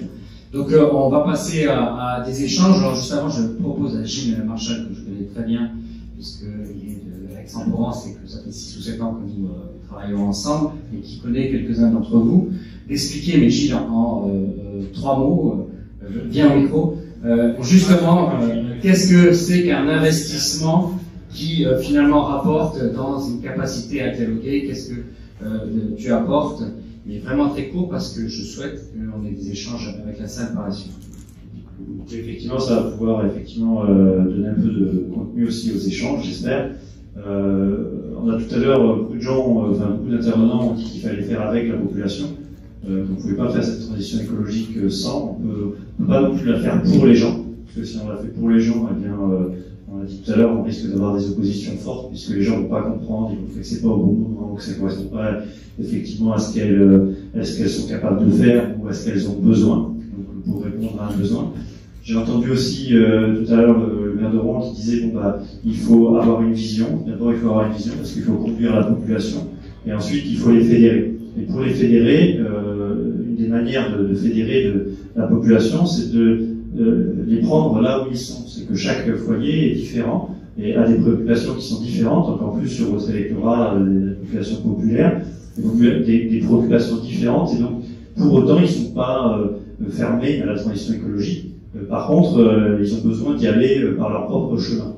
Et donc, et c'est nécessaire de faire avec cette population parce que la clé, c'est de faire, de mon point de vue, évoluer la demande. C'est-à-dire que si on n'arrive pas à faire évoluer massivement la demande, les politiques ou les industriels seront incapables de conduire seuls cette transition écologique. Si les habitants ne changent pas, ne montrent pas la voie. La législation, elle peut suivre qu'un usage plutôt que de précéder un usage. Si vous légiférez avant le bon usage, vous risquez d'avoir une opposition forte de la population. Soit ça passe, soit ça casse, ça fait effectivement une écologie qui passe en force. Et là, c'est extrêmement risqué et ça peut ne pas passer.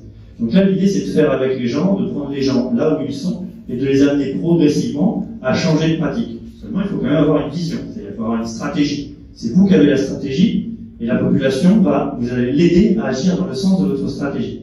Toujours en lui laissant la liberté d'y aller ou de pas y aller, bien sûr.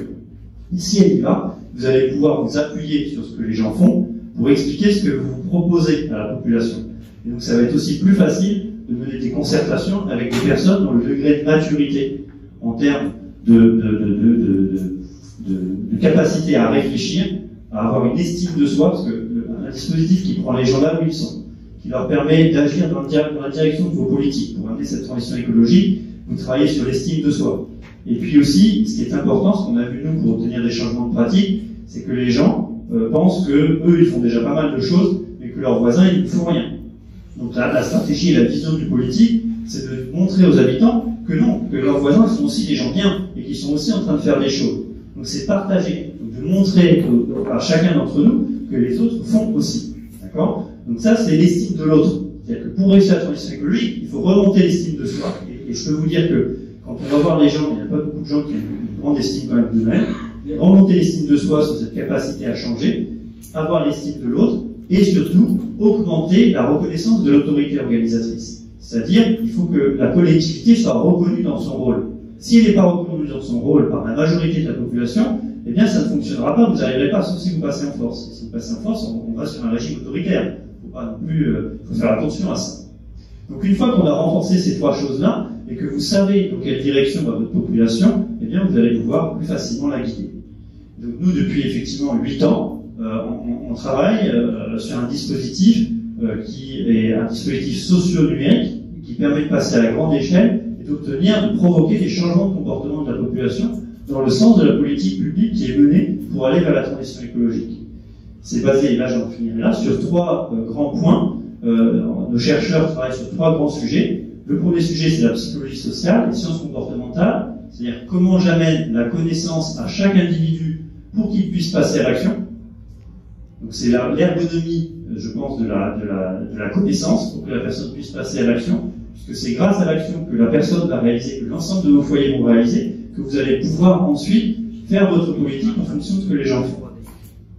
Le deuxième travail qu'il faut faire pour passer à grande échelle, c'est d'utiliser les mathématiques et le numérique. C'est-à-dire avoir quelque chose qui va permettre de piloter à grande échelle le coaching, l'accompagnement de vos populations. Il faut quelque chose qui permette de tenir compte de ce que les personnes font déjà, ce qu'ils essaient de faire, ce qu'ils réussissent, ce qu'ils ne réussissent pas, pour toujours personnaliser votre communication en fonction de ce que les gens sont capables de faire, pour pas créer de frustration.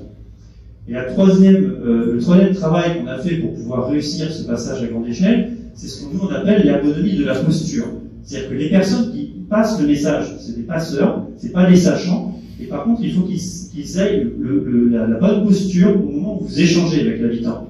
Donc, quelquefois, il faut baisser la voix, quelquefois, il faut regarder la personne, quelquefois, il faut plus la regarder, quelquefois, il faut se mettre à côté et non pas en face de lui. Donc, comment je fais pour que je puisse aller toucher la motivation intrinsèque de l'individu à changer son comportement, pour pas qu'il le fasse pour vous faire plaisir ou pour être contre vous. Donc, c'est là-dessus qu'on travaille depuis longtemps, et on a fait une première expérimentation à Rouen, et avec des résultats très intéressants sur le quartier d'Orléans, qui était un quartier qui n'était pas politique de la ville et qui pour autant l'aurait mérité. Et donc il y avait un sentiment d'appartenance qui était très faible dans ce quartier-là, qui faisait que les gens ne sont pas prêts, quand le sentiment d'appartenance dans ce quartier est faible, c'est un indicateur sur l'immobilisme de la population. C'est que la population se sclérose et n'a pas cette confiance en soi, n'a pas la confiance en l'autre, et donc la capacité à changer ses pratiques pour aller vers le mieux, c'est très compliqué. Donc ça va être difficile dans ce quartier d'amener un mieux vivre ensemble tant que vous ne travaillez pas avec les gens pour leur permettre progressivement d'aller vers plus d'éco-responsabilité. Je te remercie. Oui, pour applaudir, parce que c'est une société, il faut aussi être transparent, 3D, qui intervient auprès des collectivités. D'abord, l'approche, trop court, parce qu'on n'a pas tant de temps que ça, mais vous pouvez vous rapprocher de Gilles pour comprendre la philosophie. Mais ce qui est très intéressant, c'est ce qu'avait dit Claire juste avant, c'est un investissement. Évidemment, c'est une société, donc en face, les collectivités font un choix. Certains pourraient se demander, je vais parler de 700 000 euros, il y a de l'argent qui est mis sur la table, mais c'est un investissement de transformation et de long terme, et ça aussi, c'est au rôle des élus. Des questions, peut-être, il faut venir au micro, donc venez au micro, s'il vous plaît, au premier rang. Et on va articuler si un homme et une femme, moi j'aime bien ça, articuler. Donc, voilà. Merci pour les échanges très intéressants. J'ai une question, on a parlé beaucoup de fédération, de co-construction, etc.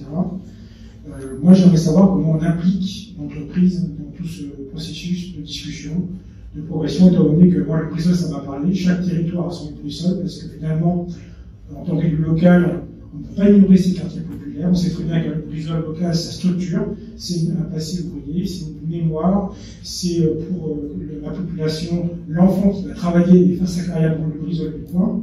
Donc j'aimerais savoir comment on implique justement ces entreprises et comment on avance avec eux, notamment par rapport à la RSE. C'est très important pour les entreprises mettent beaucoup de moyens là-dessus. Donc comment on fait pour impliquer en termes de parties prenantes les entreprises?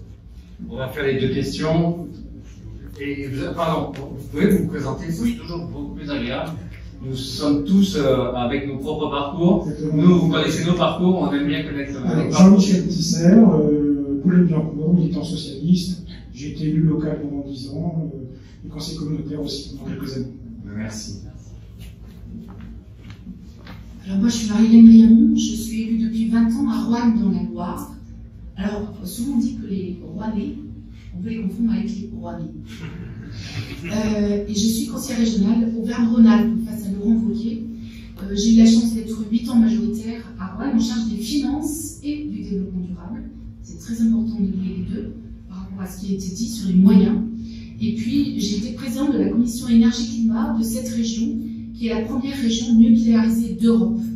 C'est aussi important à entendre. Au moment de l'accident de Fukushima et au moment du combat aussi contre l'exploitation des gaz de schiste. Je dis ça pour simplement situer le lien entre le local et le global qui a été évoqué aussi. Moi, j'avais deux questions en fait qui se tiennent. Il y avait la question de la massification. Donc j'étais très intéressée par votre intervention. Je ne l'aurais pas laissé passer.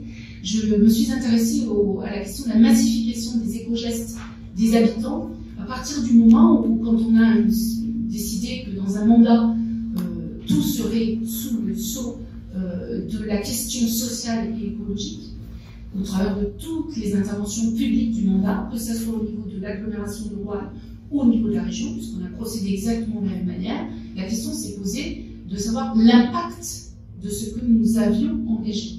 Donc je me suis beaucoup intéressée à cette question de la massification et aux outils numériques qui pouvaient permettre aux habitants de mesurer le résultat de leurs propres éco-gestes. Voilà, ça c'est important et à titre professionnel. Je pilote dans ce cadre-là un programme alimentation durable pour 400 000 habitants et je retouche encore cette question. Donc la question de la massification, de l'impact et de la mesure de cet impact me paraît prédominante. Ça c'est le premier élément sur lequel je suis preneur d'échange. Le deuxième, et je me tourne aussi vers les parlementaires ici présents, ce à quoi je me suis heurtée en tant qu'élue locale, mais aussi en tant que citoyenne, c'est aux limites, dans un pays démocratique comme le nôtre, de l'absence de volontarisme et d'ambition dans le domaine réglementaire. Exemple, Quand j'étais adjointe aux finances, on me disait « Madame, jamais on pourra payer la RT 2012, vous vous rendez pas compte, il n'y aura plus personne qui construira des bâtiments. » En fait, je n'ai même pas vu passer. Aujourd'hui, vous ne posez même pas la question de combien coûte l'isolation d'un bâtiment. Quand on avait dit qu'on le ferait, on le fait. Donc, je suis très déçue quand, dans la loi, on ne va pas jusqu'au bout de ce qu'on avait dit. Exemple, dans la loi Egalim, on a dit que ça serait bien que vous fassiez 50% d'achat sous signe de qualité locale et signe de qualité. On n'a pas dit bio. Ça pourrait indisposer certains. Bon, qu'est-ce qu'on fait? Qu'est-ce qu'on veut? Alors qu'on a une opinion publique qui est pour, et sans parti pris au sens de parti politique. Donc je pense réellement que dans un pays démocratique comme le nôtre, il faut organiser la vie politique pour obtenir ce dont nous avons besoin pour notre avenir de la part de nos parlementaires. Quelque bord qu'ils soient, moi je suis socialiste et j'attends ça des parlementaires socialistes. Exemple, 150 000 manifestants à Villeneuve-de-Berg contre l'exploitation des gaz de schiste. C'est pas très compliqué d'empêcher l'exploitation des gaz de schiste. Hollande l'a fait. Il fallait changer le code minier. Donc nous avons travaillé avec les parlementaires pour qu'ils changent le code minier. Et le code minier a été changé. Aujourd'hui en France, nulle part on ne peut exploiter des gaz de schiste. C'est un choix politique. Je voudrais simplement finir en disant que je suis très fière d'avoir soutenu Hollande, qui a été le premier président à organiser dans notre pays un débat national sur la transition énergétique. En Rhône-Alpes, 12 000 personnes y avaient participé, et je pense que c'était tout à fait indispensable. De la même manière, j'insiste là-dessus, si nous avons su consacrer 1 600 milliards d'euros, c'est le terme de la Cour des comptes, pour équiper ce pays en réseau électrique, en production nucléaire et autres équipements qu'on nous envie quand nous implantons des entreprises ailleurs dans le monde et en particulier en Europe. Je pense que dans un pays comme le nôtre, nous avons les moyens de financer la transition énergétique, tout simplement parce que ça marche. À Roanne, qui est un territoire très modeste, nous avons atteint l'autonomie énergétique. Nous aurons atteint l'autonomie énergétique en 2025, alors qu'on prévoyait de l'atteindre en 2040 dans le premier PCEAT, et on n'a rien fait de spécial. Juste une chose importante aussi, le désaccord profond entre moi et mon opposant politique LR, c'est qu'il a confié la totalité de la production des énergies renouvelables à des grands groupes, en l'occurrence un seul, Suez, et alors que nous avions imaginé et prévu et mis en place des outils uniquement publics. Et je crois que ça, c'est une différence fondamentale. Donc j'attends aussi de nos parlementaires et aussi des parlementaires européens qui mettent en place des systèmes qui permettent de limiter le monopole et la prééminence des grands groupes capitalistiques sur les éléments de la transition écologique et énergétique qui sont des éléments vitaux, autant qu'un service funéraire public ou qu'un service de l'eau pour l'énergie et tout ce qui concerne l'alimentation. J'estime que si nous voulons réussir dans ce domaine avec les citoyens, il ne faut pas confier ça à des grands groupes capitalistiques. Chers camarades, bon courage, c'est 1 million d'euros, en tout cas chez moi, de dépollution à l'hectare sur le plan industriel. Merci. Donc, avant de répondre aux questions, je me permets, Sophie, de dire pour les 3 parlementaires, je n'ai pas repéré d'autres qui sont dans la salle. Donc, Sophie, Marie-Noëlle Battistel, députée socialiste des Alpes, je ne me souviens plus quel département dans lequel tu es, l'Isère, évidemment, l'Isère.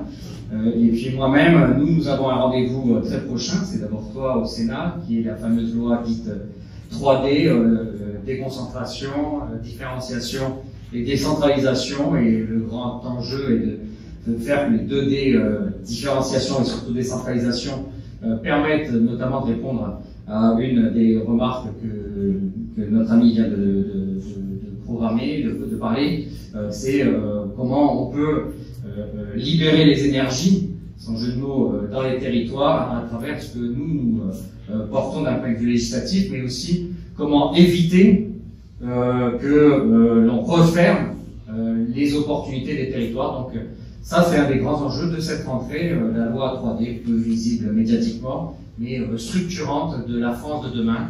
J'avoue que cette loi qui aurait été sous une législature telle que nous avons connue sous François Hollande m'aurait beaucoup plus rassuré que sous cette législature beaucoup trop jupitérienne.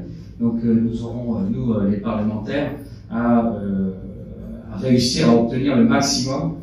C'est un des grands enjeux. Donc sur deux questions, il y avait la massification. Tristan, tu pourras y répondre rapidement, si je me permets de donner les paroles. Et sur la relation aux entreprises, peut-être plutôt Nicolas.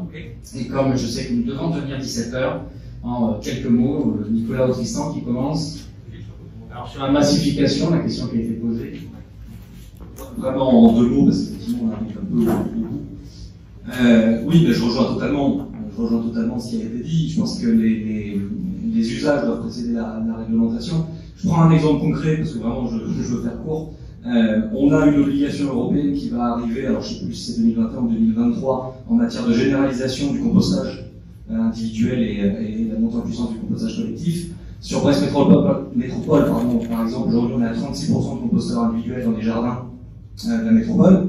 C'est un bon chiffre. Comment on fait pour massifier ce genre d'usage-là? Si certains habitants et habitantes de la métropole sont capables de mettre en œuvre ces composts de façon efficace et de réduire leurs déchets grâce à ce compostage dans leur jardin individuel, c'est qu'on a la capacité, en accompagnant les habitants, et c'est ce qu'on fait puisqu'on a un réseau de composteurs tailleurs à Brest Métropole, qui est composé de 160 habitantes et habitants, qui accompagnent les habitants de la métropole dans ces usages, dans la formation à utiliser ces modes de réduction des déchets. On doit être capable de massifier ce genre d'usage, et c'est effectivement à partir de là qu'on peut arriver à une généralisation, etc. Voilà, je n'en dis pas plus parce que vraiment je vois qu'on arrive au bout et je ne veux pas laisser uniquement 10 secondes à Nicolas Rossignol sur un sujet qui est aussi assez compliqué. Merci. C'est rigolo parce que c'est pas fait exprès, mais il y a un lien très direct entre l'enjeu de la massification, au-delà de la dimension sociologique et ce qu'on disait sur les probabilités, la compréhension du sujet et l'implication dans le sujet, la massification, et puis le rapport aux entreprises, parce que ça a été dit, tu le disais je crois au tout début, si on agissait pour essayer par exemple d'atteindre les objectifs de la COP21 au niveau des territoires par uniquement des moyens publics, on n'y arriverait pas. Tout simplement, on n'y arriverait pas parce qu'on n'a pas les moyens publics, en tout cas au niveau local, dans les collectivités. Donc, en réalité, et on l'a très bien vu dans le débat ou les interventions, c'était intéressant, il y a cette espèce de tension qui n'est pas simple à résoudre entre d'un côté, je l'ai dit moi-même, la nécessité, tu l'as rappelé aussi, de résister quand c'est nécessaire, notamment dans le but, et d'un autre côté, je reprends ce que j'ai dit juste avant, si on veut atteindre des objectifs, il faut travailler avec des boîtes qui peuvent être elles-mêmes partie liée à certains lobbies. Donc, on fait comment? Bon. Alors c'est très difficile. J'ai pas de solution miracle. Il me semble quand même que d'abord tout ce qui est peut-être excessif est insignifiant. Ça veut pas dire qu'il faut pas être radical dans les objectifs. Mais en revanche, considérer que de façon manichéenne, que les entreprises sont toutes suspectes et que à l'inverse les citoyens sont forcément intelligents, ni l'un ni l'autre ne sont évidemment vrais. Et donc peut-être qu'un des rôles des élus, je dis ça très humblement, c'est de créer, ça a été dit tout à l'heure aussi, ton exemple était, je trouve, très éclairant, des circonstances, des modalités qui font que les différentes catégories qu'on vient de citer se retrouvent. Mais attention, probablement assez peu dans des formes institutionnalisées. Je m'explique. À la métropole en Normandie, on a un CCD, Conseil consultatif de développement. Ou à la région, en général, on a un CESER, Conseil collégial. Alors, des fois, ça marche, ou ça a été dit tout à l'heure, au quartier, sauf que très souvent, quand c'est institutionnalisé, vous avez les phénomènes, mais je vais être un peu caricatural, mais de baronnie, voilà, c'est toujours les mêmes, on dit pas vraiment les choses, c'est des effets de théâtre, des postures, puis au final, bon, ce que je dis est assez faux, mais c'est quand même heureusement des gens qui bossent ensemble, etc. Ce que je veux dire, à l'inverse, en plus positif, c'est que peut-être que les élus peuvent trouver des moments, des lieux, où les industriels, notamment, plus pollueurs que d'autres, travaillent directement avec les citoyens. Je donnais un exemple positif, les PDIE. PDIE, je ne sais pas si tout le monde connaît, ce sont les plans de déplacement interentreprises. C'est-à-dire, en gros, l'idée, c'est, on prend un endroit où il y a des boîtes, entreprises, par exemple une zone industrielle, on va la voir, on discute avec les représentants de ces entreprises, et on se dit, on va travailler ensemble dans une logique territoriale, avec vous, avec vos salariés, avec les syndicats, avec éventuellement les riverains, sur les déplacements des gens. Parce qu'en fait, on se rend très souvent compte qu'il y a peu de covoiturage, que les gens savent pas que juste à côté, je caricature un peu, mais le bureau d'à côté ou la maison à côté de l'usine, il y a quelqu'un qui va quand même amener ses gamins à la même école, qui va aller à peu près... Enfin bref, on pourrait trouver des solutions plus intelligentes écologiquement, à condition de mettre les gens ensemble. Vous voyez ce que je veux dire? Et là, on a mis ensemble, peut-être, des gens qui sinon ne se seraient pas parlé. Entre les boîtes elles-mêmes, déjà, parce qu'il ne faut pas croire que toutes les boîtes se connaissent, et les corporations, etc.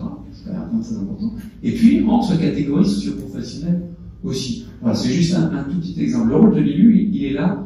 Et puis, j'insiste un peu dans cette dérivatif de la notion de résister. L'élu est aussi là pour rééquilibrer quand le rapport de force est manifestement en déséquilibre. Parce que je reprends ce que tu disais sur le rôle d'aiguillon des militants écologistes et les outils qu'ils avaient dû utiliser, et tu as insisté, à mon avis, à juste titre, sur le fait que quand on est dépourvu de moyens, on a tendance à utiliser des moyens plus radicaux. Quand on est acculé, quand on sent qu'on n'a pas prise parce qu'on est face à une multinationale, parce qu'on est face à une situation qui, historiquement, est là depuis bien plus longtemps, et que donc c'est très difficile de la faire bouger, on peut avoir tendance à utiliser des moyens qui te font paraître comme l'empêcheur de tourner en rond, le guignol, et pourtant, quelques années après, moi je prends un exemple social. Je me suis intéressé à la politique quand j'étais étudiant. À l'époque, c'était la fin des années 90. On nous prenait pour des fous à la taxe sur la transaction financière. Aujourd'hui, je dis pas que c'est au cœur de tous les débats, mais enfin, c'est quand même rentré beaucoup plus dans le champ des débats politiques, la question de la taxe sur la transaction. Ce que je veux dire, c'est que les idées, elles évoluent dans le positionnement du débat. Elles peuvent paraître saugrenues à une période et devenir tout à fait mainstream à une autre. Donc, le rôle de l'élu est aussi de créer des conditions pour que, sans forcément interdire, permettre que des gens qui sinon n'auraient pas le droit de citer, parce qu'ils sont moins organisés, parce qu'ils ont moins de pouvoir médiatique aussi, eh bien, puissent parler, dialoguer, échanger et construire d'égal à égal avec d'autres. C'est valable pour les citoyens, parce que par nature, ils sont souvent, notamment dans les quartiers populaires, un peu morcelés et pas structurés, mais ça peut être valable aussi pour les entreprises, parce qu'il y a par exemple beaucoup d'entreprises très vertueuses sur le plan écologique, qui sont tout à fait dans cette mouvance, mais qui ne sont pas forcément des huiles locales, ils ne sont pas à la CCI, ils ne sont pas au CCD, ils ne sont pas au Césaire, ils ne sont pas... Et donc, de fait, ils n'apparaissent pas dans les institutions qui conditionnent, qui contribuent aux politiques. À nous de faire cet effort. Merci. Merci Nicolas. Je crois qu'on arrive à la fin. Un mot. Oui, pour conclure en quelques mots. Comme il reste vraiment pas je voudrais dire des gros mots. Je pense que par rapport à ce qui a été dit sur les entreprises, quand même, le problème majeur là, pour qu'on saisisse tous et à niveau international, des enjeux d'urgence absolue que pose le réchauffement climatique, c'est quand même le capitalisme. Et notamment, de par son évolution ces quelques dernières dizaines d'années, sous l'effet des politiques néolibérales, c'est-à-dire son évolution en capitalisme financier transnational. Quand on a des entreprises qui sont possédées, dirigées par des fonds d'investissement, avec des cadres qui en fait n'ont que le pouvoir de remplir des objectifs par ailleurs souvent impossibles à tenir, sans aucune prise en considération ni des problématiques sociales ni des problématiques environnementales, c'est difficile d'avoir un interlocuteur pour faire évoluer les choses. Parce qu'effectivement, on est là dans une entreprise qui est complètement hors de son rôle, y compris de son rôle citoyen. D'où l'importance aujourd'hui de faire évoluer évidemment le système dans lequel on est. Bon, c'est difficile, mais il ne faut pas l'oublier. Et l'importance aussi, parce qu'on pourrait le faire, on pourra le faire, on devra le faire, de faire évoluer la démocratie dans l'entreprise. C'est-à-dire d'obliger dans le cycle local, dans l'entreprise, dans la filiale de l'entreprise internationale, la place des salariés dans les décisions de l'entreprise. Aujourd'hui, elles sont bien maigres et elles ont été encore amoindries par le gouvernement Macron et notamment les ordonnances très célèbres, tristement célèbres, ordonnances travail. Donc, le dialogue et la démocratie pour l'accélération de la transition écologique, c'est aussi le fait d'aboutir sur ce que nous n'avons jamais réussi à aboutir. Les lois, évidemment, au bout ont été un grand pas, mais aujourd'hui on est en immense recul, c'est la démocratie sociale, la démocratie dans l'entreprise. Il faut que nous reprenions la main dans l'entreprise. Alors évidemment, au niveau local, il y a plein de boîtes avec lesquelles on peut bosser. Il ne s'agit pas de dire que l'entreprise égale diable, mais il s'agit d'analyser le fait que les enjeux face à nous sont tellement colossaux que, évidemment, ce n'est pas que en faisant dialoguer les entreprises, même si c'est le rôle des élus locaux et des militants locaux de le faire, on va faire du covoiturage, etc. Ça ne suffit pas. Il faut une transition écologique qui soit à la mesure des enjeux, c'est-à-dire immense. Et c'est là que vient évidemment, devant cette situation, et si besoin, la loi qui doit s'imposer. Parce que malheureusement, parfois, et ça a été très bien dit, on est obligé d'être un peu, d'en dire, ah mais on ne peut pas, mais ok, ben, on va faire quand même. Parce que, quelque part, les acteurs économiques, on dit souvent, ils s'organisent une fois qu'ils sont obligés. Hein.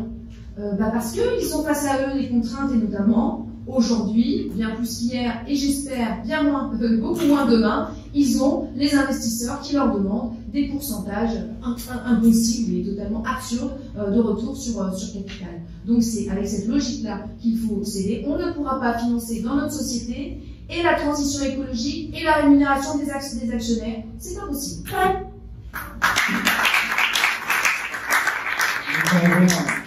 Nous arrivons à la fin, cette heure largement passée. Donc je vous remercie, vous avez le programme pour d'autres ateliers sur ces différentes journées. Et contacter les uns les autres par rapport à ce qui a pu être dit, tous les intervenants sont évidemment à disposition. Merci encore à vous tous.